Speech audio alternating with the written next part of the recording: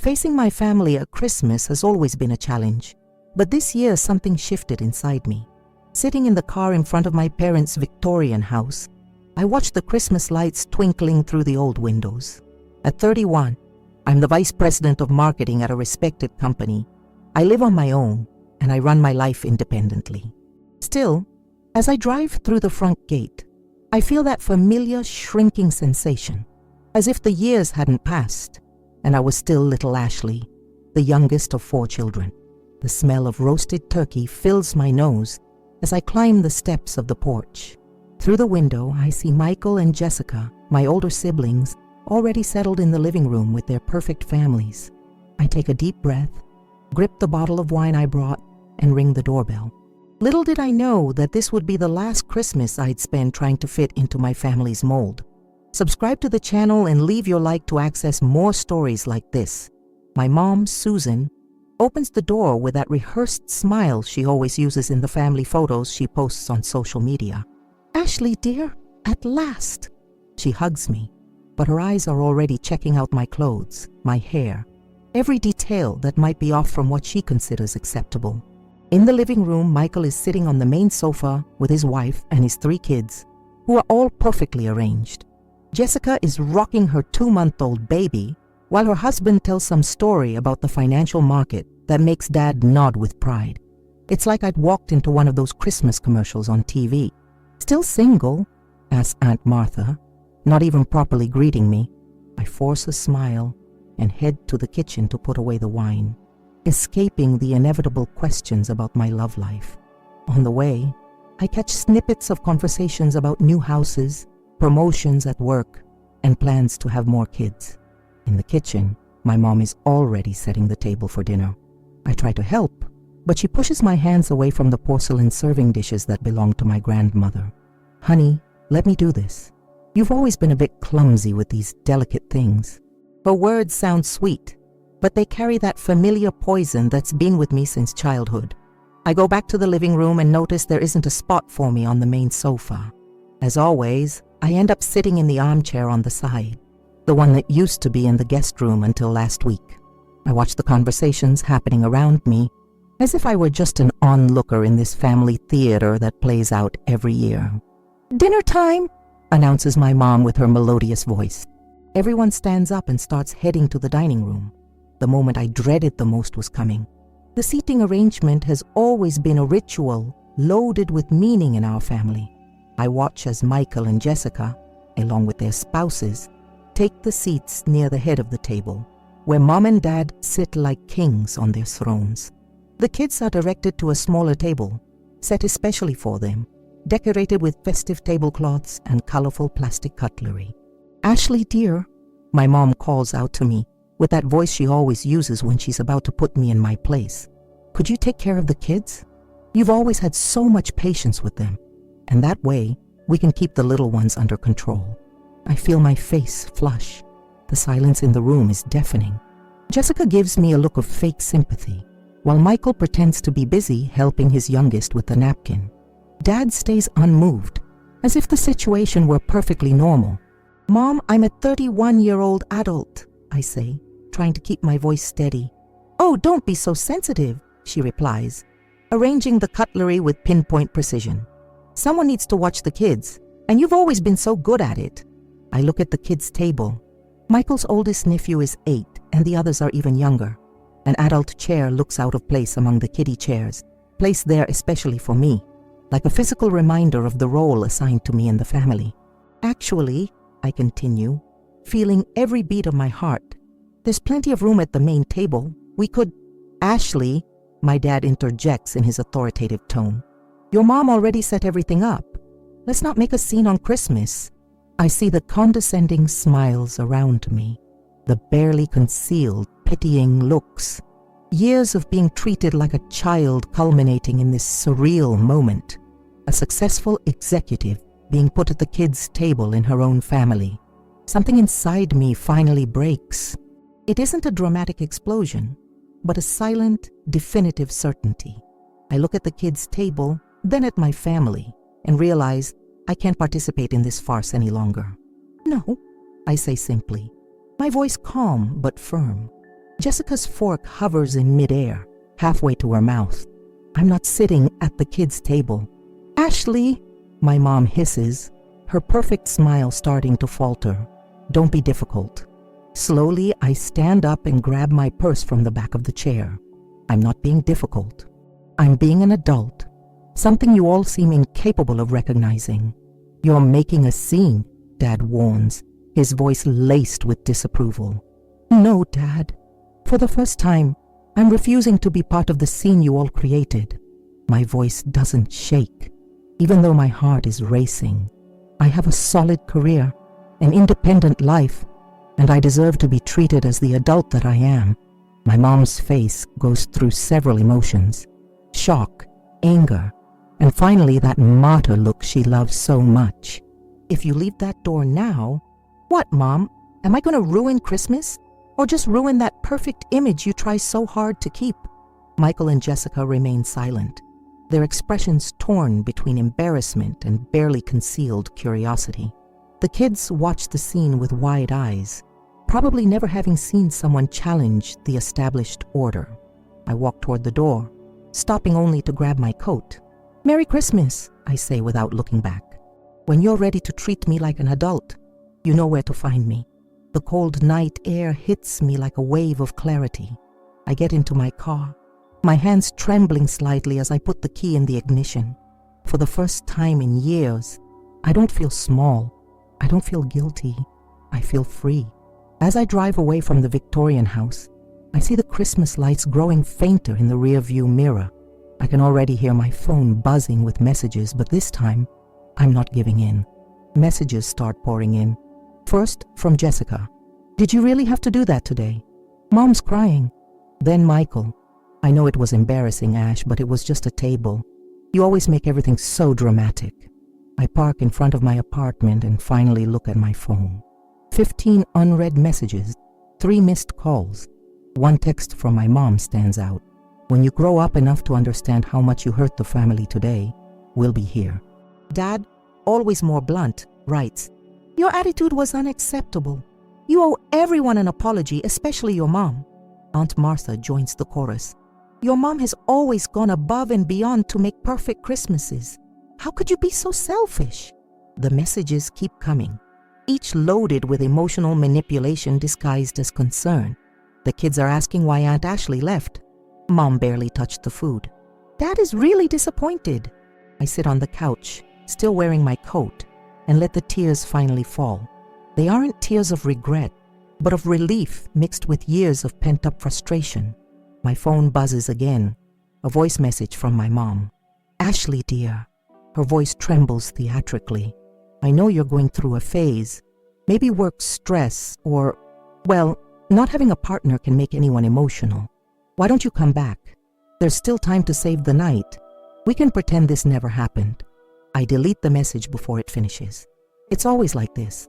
They minimize my feelings, blame my reactions on external factors, anything but admitting that their behavior might be wrong. Another message from Jessica pops up. You were always so sensitive. Remember when you cried because you couldn't sit with the adults at Michael's wedding? You were 25. Attached is a photo from that day, showing me clearly uncomfortable at a table with teenagers. I stare at that photo for a long while, the forced smile on my face, the tense posture, all screaming how much that situation bothered me. How had I let this continue for so long? My phone rings. It's Michael. I reject the call and block the family group notifications. I need the silence, the distance, to keep my resolve firm. I get up and go to the window. Outside, other families celebrate Christmas, lights shining through dozens of windows. In the past, I might have felt guilty, lonely, but today, I finally feel that I made the right choice. I take off my coat and make a cup of tea. My phone still buzzes on the table, but now it sounds like distant noise, almost irrelevant. Tomorrow will be another day, and they'll have to deal with a different Ashley, one who finally found her voice and isn't willing to go back to playing the family's eternal child. Merry Christmas to me, I murmur, sipping my tea and feeling a peace I haven't known in a long time. The next morning, I wake with a sense of determination I've never felt before. I grab my phone and open Instagram. The photo from Michael's wedding that Jessica sent is still on my mind, but now it carries a different purpose. I search through my files and find another photo from the same day. In it, I'm sitting at the teens' table, surrounded by 13 and 14-year-old cousins. My forced smile contrasts with the formal dress I wore as a bridesmaid. In the background, the main table is full of adults, including younger cousins who are married. I take a deep breath and begin writing the caption. This photo was taken 6 years ago when I was 25. I was a bridesmaid at a wedding, had just been promoted to manager, lived on my own, and paid my own bills. Even so, I was put at the kids' table because I was single. Yesterday at 31, as a vice president of marketing, the same story played out at our Christmas dinner. I keep typing, my hands steady. For years, I've accepted being infantilized by my family. Being the baby became an excuse to invalidate my achievements, my opinions, and my autonomy. Singleness became justification for treating me like I was incomplete, immature. Yesterday, I decided that's enough. Before posting, I add, and no, I'm not going to sit at the kids' table ever again. I hit share and put my phone aside, knowing I just lit a match in a powder keg. Within minutes, notifications start rolling in. Friends reacting with hearts and messages of support. Colleagues sharing similar experiences. Then the family messages begin. My mom, "How dare you expose our family like this? Delete it immediately."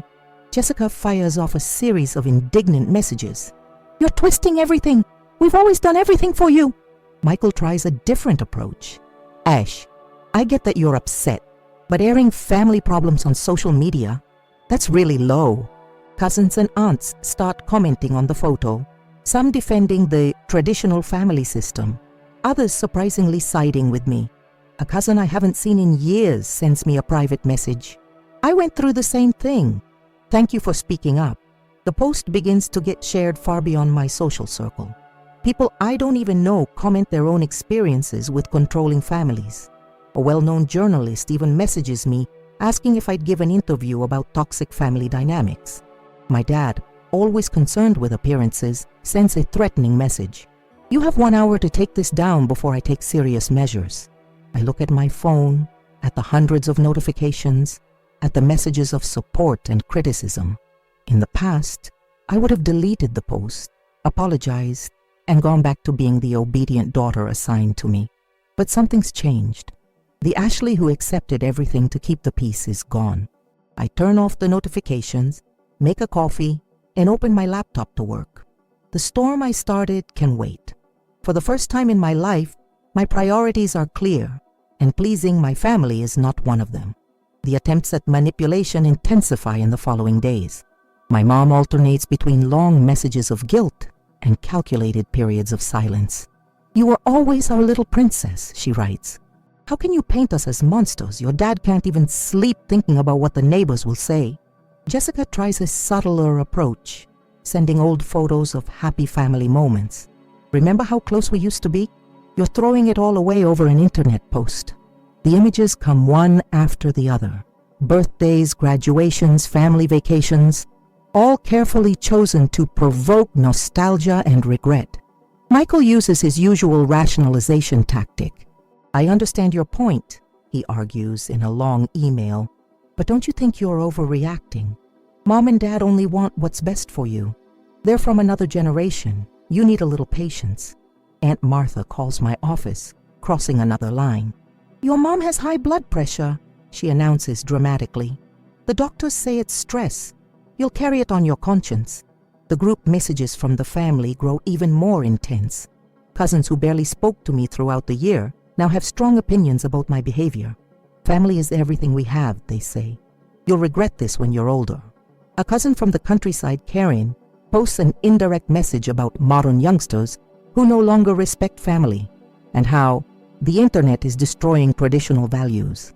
She tags several relatives, except me, in an obvious attempt to create even more pressure.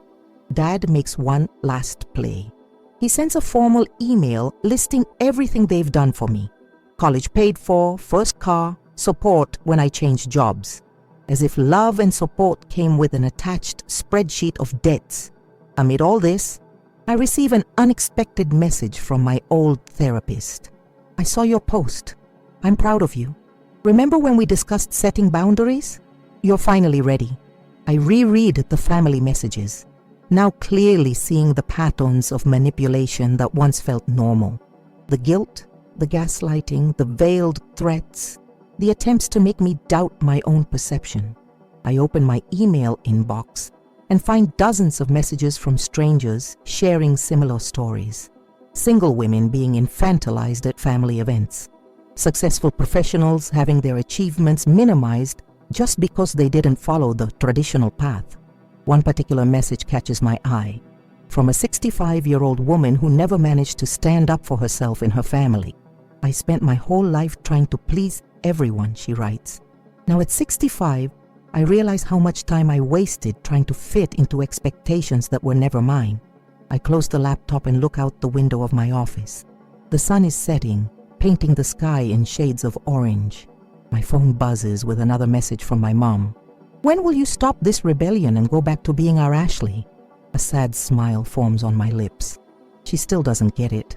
I'm not ceasing to be their Ashley. I'm finally becoming the Ashley I was always meant to be. A week later, my mom shows up unannounced at my apartment. She's impeccably dressed as always, but I notice small imperfections in her usual armor. An earring slightly askew, a stray lock of hair out of place. "Can we talk?" she asks, her voice controlled. I open the door wider, letting her in.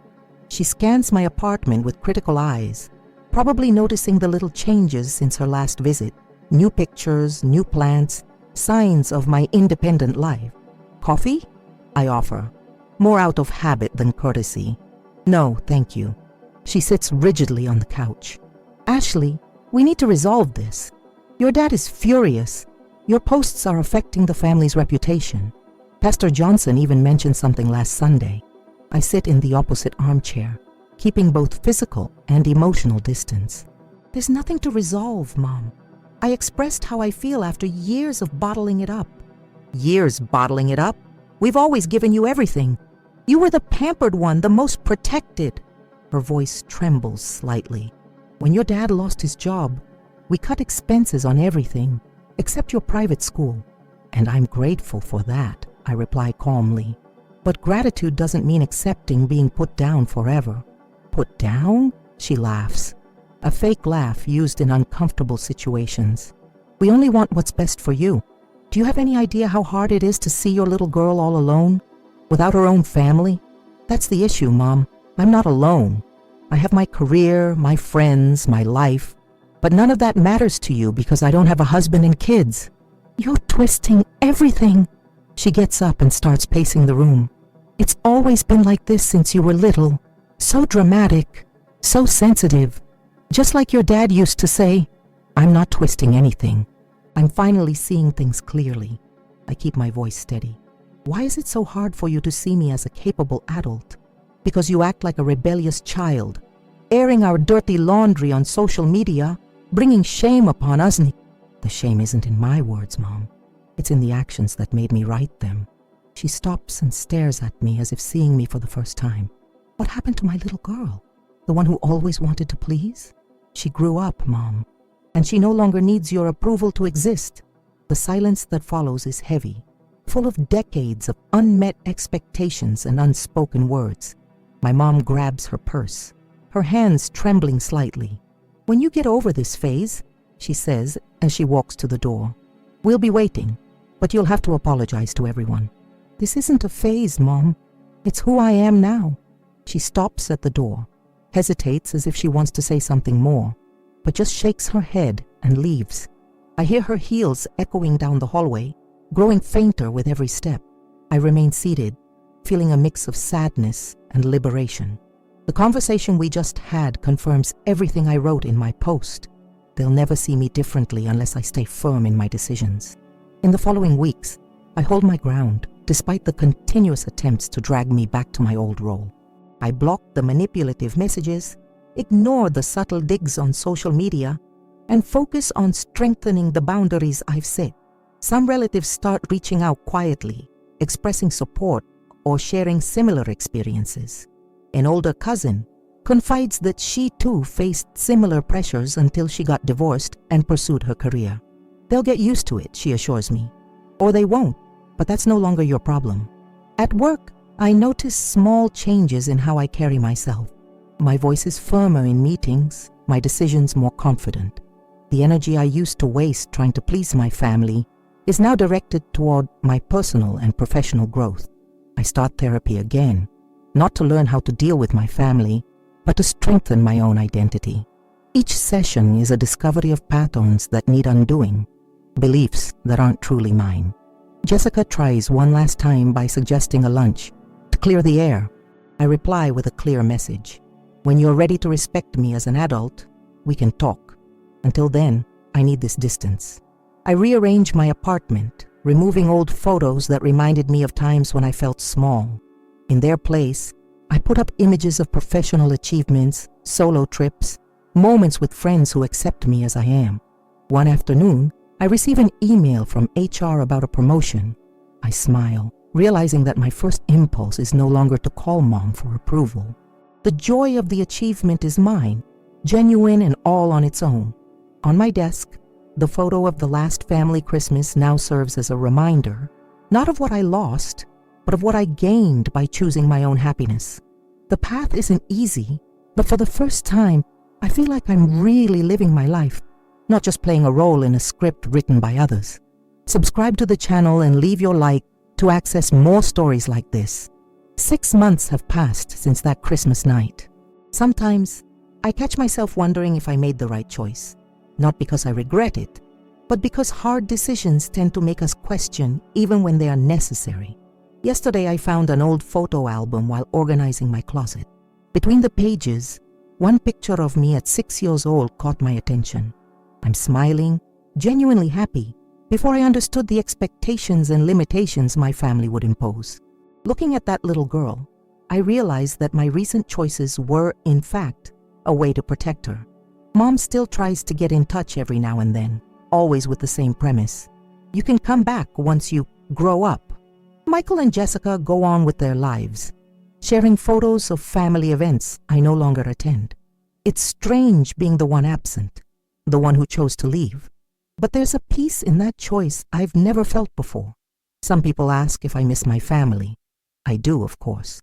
I miss what might have been if their love didn't come with conditions, if respect didn't have to be negotiated, but I don't miss diminishing myself just to fit their expectations.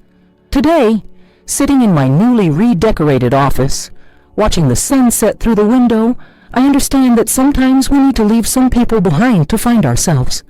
The kids' table was just the spark that ignited a much bigger personal revolution. A revolution that finally allowed me to take my own seat at life's table. Subscribe to the channel and leave your like to access more stories like this.